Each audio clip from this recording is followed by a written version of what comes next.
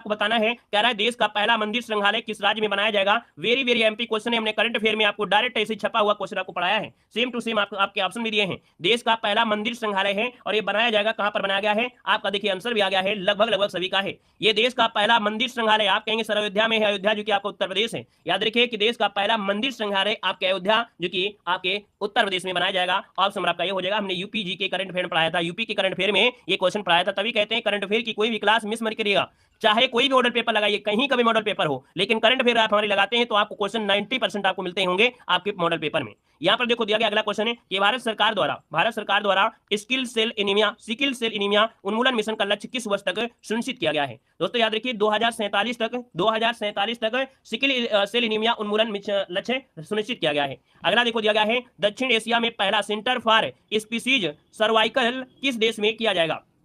Survival, ये Asia में पहला सेंटर फॉर है ना, सेंटर फॉर स्पीसीज सर्वाइवल किस देश में किया जाएगा। 4 दिसंबर है और ये आपका होगा भारत में। कहां पर है, आपके भारत में दोस्तों स्थापित किया जाएगा। ये क्या है, तो भैया इसका उद्देश्य कि जो वन्य जीव विशेषज्ञ हैं है ना, विशेषज्ञों समूह द्वारा संरक्षण प्रयास किया जाएगा, भारत की जैव विविधता में संरक्षण लाना होगा इसके माध्यम से। अगला दिया गया है जलवायु परिवर्तन रोकथाम के क्षेत्र में योगदान देने के लिए किसे नीदरलैंड में विज्ञान के सर्वोच्चम पुरस्कार स्पिनोजा पुरस्कार से सम्मानित किया गया है। मतलब स्पिनोजा पुरस्कार जो दिया गया है ये विज्ञान के सर्वोच्च पुरस्कार के रूप में है, नीदरलैंड में आपका दिया गया है। यहाँ पर 41 नंबर का जो ऑप्शन है वो आपका जवाब हो जाएगा सी नंबर। नाम है डॉक्टर ज्योतिया, क्या नाम है, डॉक्टर ज्योतिता गुप्ता इनका नाम है। ऑप्शन नंबर सी यहाँ पर राइट हो जाएगा। दोस्तों याद रखिएगा जलवायु परिवर्तन रोकथाम के क्षेत्र में योगदान दिया है, इसलिए इनको स्पिनोजा पुरस्कार से सम्मानित किया गया है और ये पुरस्कार नीदरलैंड में यहाँ पर दिया गया है। जो कि अगला क्वेश्चन दिया गया है कि 8वें ब्रिक्स अंतरराष्ट्रीय स्पर्धा सम्मेलन का आयोजन किस शहर में किया गया है। 8वें ब्रिक्स अंतरराष्ट्रीय स्पर्धा सम्मेलन का जो आयोजन किया गया है वो किस शहर में किया गया है। तो दोस्तों याद रखिए इसका आंसर आपका हो जाएगा ए नंबर है, आपके नई दिल्ली में किया गया है। नई दिल्ली इसका आंसर है, राइट हो जाएगा। नेक्स्ट क्वेश्चन दिया गया है निम्नलिखित में से कौन सा तालवाद्य नहीं है। निम्नलिखित में से कौन तालवाद्य नहीं है, तालवाद्य पूछा गया है। भैया देखा जाए तो आपका घटम है, आपका तबला है, मृदम है, यहाँ पर सरोद। याद रखिए जो ऑप्शन नंबर आपका डी दिया गया सरोद, इसको नोट कर लीजिएगा कि भैया संगीत यंत्रों में तालबद्ध है ना, परिवार में यहाँ पर याद रखिए घटम है, तबला, मृदंगम है, टिमड़ी है, आपके जो होते हैं झांग होते हैं, ये सब होते हैं है ना। यहाँ पर दोस्तों याद रखिए जो आपका सरोद है ये आपका इनमें से तालबद्ध आपका नहीं है। ऑप्शन आपका डी बनेगा। नेक्स्ट क्वेश्चन दिया गया है कि विश्व स्वास्थ्य दिवस कब मनाते हैं। सासे स्वास्थ्य और सासे सात, और सात होगा क्या, सात होगा अप्रैल, अप्रैल जो कि ऑप्शन बनेगा डी नंबर है। अगला क्वेश्चन दिया गया है कह रहे अनब्रेकेबल एंड ऑटोबायोग्राफी पुस्तक किसने लिखी है।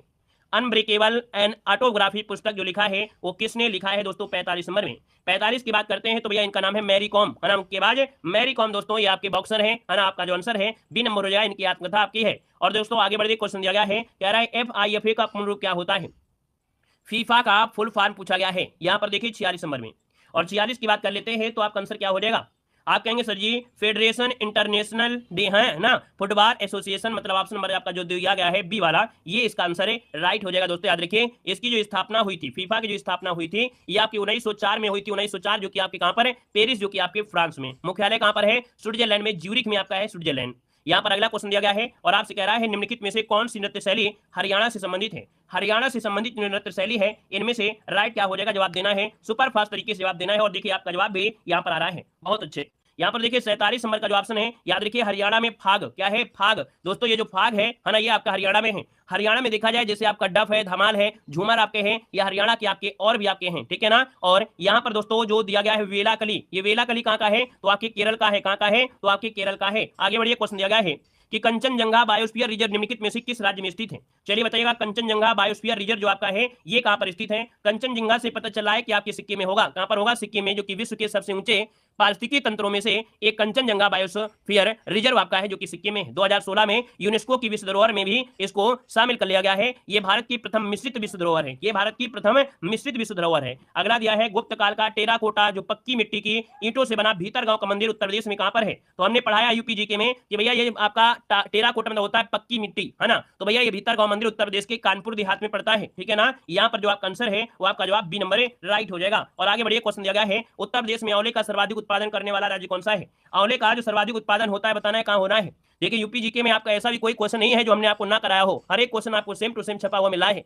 इसीलिए कहते हैं यूपीजीके करंट अफेयर अगर आप बिल्कुल लगातार पढ़ते रहिएगा। उत्तर प्रदेश में आंवले का सर्वाधिक उत्पादन करने वाला जिला कौन सा है 50 में, प्रतापगढ़ बिल्कुल सही है। ऑप्शन बी नंबर प्रतापगढ़ आपका आंसर है, राइट हो जाएगा। दोस्तों याद रखिएगा इसके अलावा और भी जगह होता है, वाराणसी, प्रयागराज, फतेहपुर, रायबरेली, जौनपुर सब में होता है, लेकिन सबसे ज्यादा जो होता है प्रतापगढ़ में होता है। अगला दिया गया है उत्तर प्रदेश में परीक्षा बांध किस नदी पर अवस्थित है। चलिए बताइएगा परीक्षा बांध जो आपका है किस नदी पर है। चलिए भाई यहाँ पर आंसर देना है और 51 नंबर आपसे दिया गया है, तो भैया बेतवा नदी हो जाएगा। याद रखिएगा परीक्षा बांध बेतवा नदी पर आपका बना है, ऑप्शन नंबर आपका ये हो जाएगा जो कि आपकी झांसी में है। आगे बढ़िए, क्वेश्चन दिया गया है कौन सा सुमेलित नहीं है। कौन सुमेलित नहीं है देखिएगा यहाँ पर आंसर। देखिए विंध्याचल आपका मिर्जापुर है, देवाश्री बाराबंकी है, हस्तिनापुर मेरठ है और श्रृंगेरपुर फैजाबाद। हमने आपको बताया क्या कि श्रृंगेरपुर इलाहाबाद जो आपके प्रयागराज में है ना। याद रखिए श्रृंगेरपुर जो आपका इलाहाबाद या प्रयागराज जो भी कह सकते हैं, प्रयागराज नया नाम है, तो श्रृंगेरपुर आपके प्रयागराज में है ना कि आपके फैजाबाद में है। ठीक है ना, बढ़े आगे बढ़िएगा। उत्तर प्रदेश का निम्न से कौन सा सर्वाधिक बाढ़ प्रभावित क्षेत्र है। बाढ़ जो आता है कहां पर, जहां बारिश होती है और बारिश होती है पूर्वी क्षेत्र में, और पूर्वी क्षेत्र है तो आप समझ जाएगा बी नंबर। अगला क्वेश्चन दिया गया है, कह रहा है राष्ट्रीय जलमार्ग विकास परियोजना के उत्तर दक्षिण पूर्व पश्चिम गलियारे मिलते हैं। अभी तक जितने भी यूपीजीके के क्वेश्चन आए हैं उनमें से 100% लोगों के जवाब भी सही आए हैं, है ना। यहाँ पर हर एक क्वेश्चन का जवाब बिल्कुल आपका सही आ रहा है, कोई भी क्वेश्चन गलत नहीं हुआ। यूपीजीके का मतलब हमें विश्वास है कि यूपीजीके जो आप पढ़ रहे हैं बहुत बेहतर तरीके से पढ़ रहे हैं। देखिए भैया आपका आंसर हो जाएगा यहाँ पर झांसी में मिल रहे हैं, जो पूरा पश्चिम उत्तर दक्षिण गलियारे हैं वो आपके झांसी में इनका मिलन बिंदु है। ऑप्शन बी बनेगा। नेक्स्ट क्वेश्चन दिया गया है कि वर्ष 2011 की जनगणना के अनुसार उत्तर प्रदेश की जनसंख्या वृद्धि दर आपके क्या रही है। दोस्तों यहाँ पर देखा जाए तो आपका आंसर क्या हो जाएगा, तो 20.22 है ना, 20.22 ये रही है आपकी 10 की वृद्धि दर। ऑप्शन नंबर आपका बी राइट हो जाएगा। आगे बढ़िए, क्वेश्चन आपसे दिया गया है, कह रहा है वस्तु एवं सेवा कर जो जीएसटी है इसमें से कौन सा कर नहीं शामिल किया गया है। इनमें से कौन सा कर नहीं शामिल किया गया है, तो देखिए यहाँ पर उत्पादन कर होता है ना, मूल्य वर्धित कर आपका है, सेवा कर आपका है, लेकिन सीमा शुल्क नहीं होता है। ठीक है ना, सीमा शुल्क ये आपका दोस्तों इसमें नहीं होगा। याद रखिएगा यहाँ पर जो आंसर आएगा वो आपका बी नंबर राइट हो जाएगा। देखिए भैया केंद्रीय कर क्या होते हैं, हमने कहा कि केंद्रीय कर जैसे आपका केंद्रीय उत्पाद शुल्क हो गया, सेवा कर हो गया, अतिरिक्त सीमा शुल्क हो गया, विशेष अतिरिक्त सीमा हो गया, है ना, और आपका अधिकार और उपकर कर होते इसमें आते हैं। राज्य कर में क्या आते हैं, राज्य कर में जैसे आपका हो गया वैट, है ना, मनोरंजन हो गया, केंद्रीय बिक्री कर हो गया, विज्ञापन है, चुंगी प्रवेश है, कर है, विलासिता है, लॉटरी है, सट्टा है, जुआ है, ये सब राज्य कर में होते हैं। ठीक है ना, आगे बढ़िए, क्वेश्चन दिया गया है निम्नलिखित में से कौन से एक वित्त मंत्रालय का एक विभाग नहीं है। वित्त मंत्रालय का विभाग इनमें से कौन सा नहीं है। यहाँ पर देखिए 57 नंबर आपसे पूछा है, तो भैया वित्त मंत्रालय में व्यय है, राजस्व है और आर्थिक कार्य है, लेकिन बैंकिंग विभाग ये भैया वित्त मंत्रालय का विभाग नहीं आता है ना। याद रखिए वित्त मंत्रालय के 5 विभाग हैं। कितने, वित्त मंत्रालय के 5 विभाग हैं। कौन कौन है, तो आर्थिक कार्य विभाग, व्यय विभाग, राजस्व विभाग, वित्तीय सेवा विभाग और विनिवेश विभाग। ठीक है, वित्तीय सेवा विभाग और विनिमय विभाग, है ना, विनिवेश विभाग, ये 5 विभाग आपके वित्त मंत्रालय के हैं। ठीक है, और जो बैंकिंग विभाग है ये वित्त मंत्रालय का भाग नहीं है। आगे बढ़िए, क्वेश्चन दिया गया है अमेरिका में नियाग्रा जलप्रपात किन 2 झीलों के मध्य अवस्थित है। चलिए नियाग्रा दोस्तों याद रखिए ये अमेरिका का सबसे ऊंचा जलप्रपात है, उत्तरी अमेरिका का सबसे ऊंचा जलप्रपात है नियाग्रा जलप्रपात, जो कि ओंटारियो झील और इरी झील के मध्य स्थित है। यहाँ पर जो आंसर है 58 नंबर में डी हो जाएगा, ओंटारियो झील और इरी झील के मध्य आपका है, ऑप्शन डी हो जाएगा। नेक्स्ट क्वेश्चन आपसे कह रहा है निम्नलिखित विकल्पों में से कौन सा एक सही सम्मिलित नहीं है। कौन सा एक सही सम्मिलित नहीं आपसे पूछा गया है। दोस्तों प्रेरी घास के मैदान उत्तरी अमेरिका में है, पंपास आपके दक्षिण अमेरिका में है, वेल्ड आपका दिया है ऑस्ट्रेलिया। कहेंगे सर जी गलत दिया है, क्योंकि वेल्ड आपका है कौन है, आप कहेंगे वेल्ड होता है दक्षिण अफ्रीका। हमने कहा कि दक्षिण अफ्रीका एक ऐसी टीम है जो कि बहुत अच्छा रिस्पॉन्स मारती है, लेकिन फाइनल में जाके ऑटोमेटिक रह जाती है। भैया इसका कॉन्फिडेंस लूज है ना, मतलब जब ये फाइनल में पहुंचेगी तो पता नहीं क्या हो जाता है, ये हार ही जाती है, तो ये हमेशा बोल्ड हो जाती है ना। तो ऐसे आपको याद रख लेना है कि जो बोल्ड आपका है वो कौन, दक्षिण अफ्रीका, है ना। और स्टेपी कहां पर है, आपके यूरोप में हो जाएगा। क्लियर है, आगे बढ़िए, क्वेश्चन दिया गया है, कह रहा है आंध्र प्रदेश तमिलनाडु के तट को क्या कहा जाता है।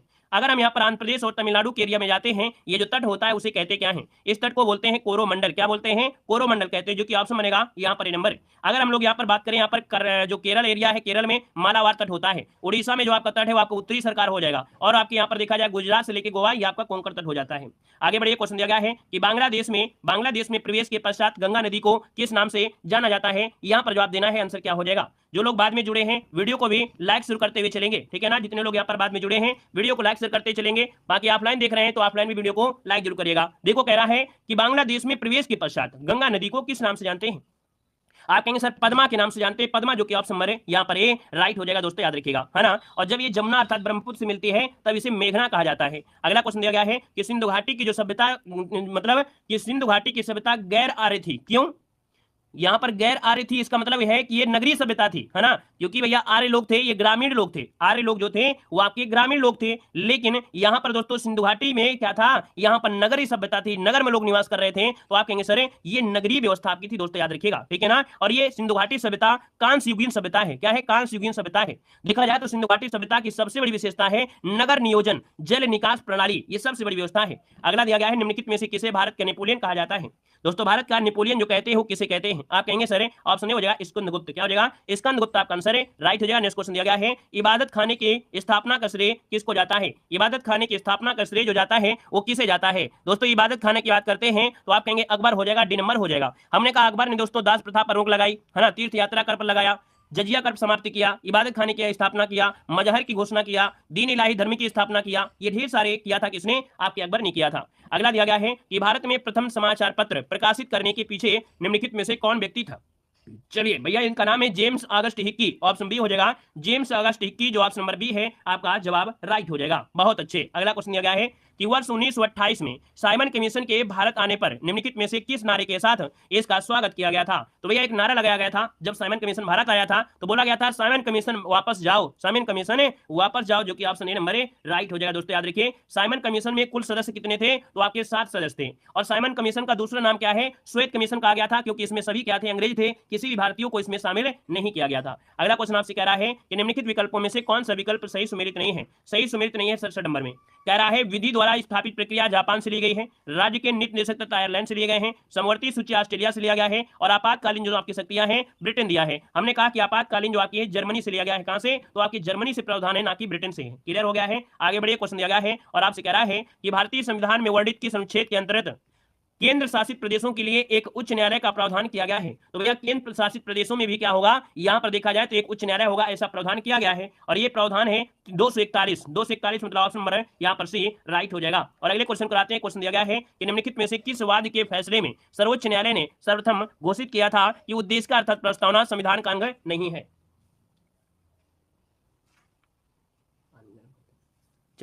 तो देखिए बताइएगा कि निम्नलिखित में से किस वाद के फैसले में सर्वोच्च न्यायालय ने सर्वप्रथम घोषित किया था कि उद्देश्य का अर्थात प्रस्तावना संविधान का अंग नहीं है? दोस्तों याद रखिए यहां पर जो आंसर होगा डी, ये एक आया था कौन सा वाद? इसे बोला गया है बेरूबारी। क्या नाम बोला गया है? बेरूबारी वाद आया था, जिसमें कहा गया था कि जो सर्वोच्च न्यायालय है ना, उसमें उद्देश्य का संविधान का भाग नहीं है। यहाँ पर आंसर आपका डी राइट हो जाएगा। और यहाँ पर दोस्तों अगर पूछे कि माना गया था मतलब उद्देश्य का संविधान की क्या है? अंग है, ये माना था केशवानंद। किसने माना था? केशवानंद ने माना था। और जो नहीं माना है वो आपका बेरूबारी है। ठीक है ना? आगे बढ़िए। क्वेश्चन दिया गया है, कह रहा है निम्नलिखित में से कौन सा एक मौलिक कर्तव्य के अंतर्गत नहीं आता है? भैया मौलिक कर्तव्य की बात कर दिया जाए तो आप कहेंगे कि राष्ट्रगान का सम्मान कीजिए, बिल्कुल सही बात है। राष्ट्रीय संपत्ति का बचाव करिए, बिल्कुल सही दिया गया है ना? यहाँ पर दिया है प्राकृतिक वातावरण संरक्षण है ना, और सुधार करना, ये भी आपका सही होगा। तो बचा हुआ है ऑप्शन नंबर आपका सी नंबर है, राष्ट्रीय महत्व के स्थानों और स्मारकों की सुरक्षा और संरक्षण। दोस्तों ये दोस्तों आपकी मौलिक कर्तव्य में आपका नहीं आता है। आपका ऑप्शन सी यहाँ पर राइट हो जाएगा। दोस्तों याद रखिएगा। ठीक है ना? याद रखिए ये आपका आर्टिकल नंबर 49 में है। ये जो आपका शब्द दिया है ये आर्टिकल नंबर 49 में आपका दिया गया है, नोट कर लीजिएगा।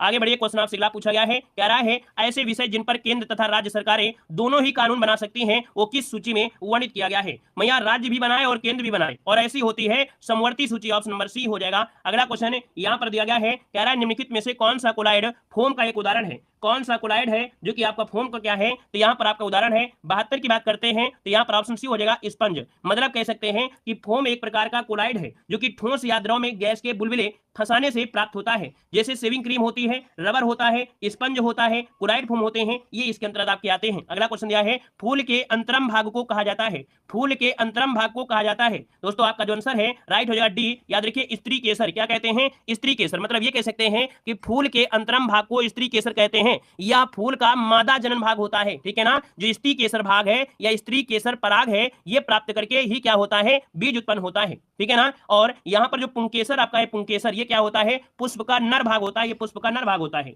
अगला क्वेश्चन यहाँ पर आपसे दिया गया है और आपसे कह रहा है क्या कि प्रतिदिन सुबह का कौन सा कार्य क्वांटम यांत्रिकी का हिस्सा है?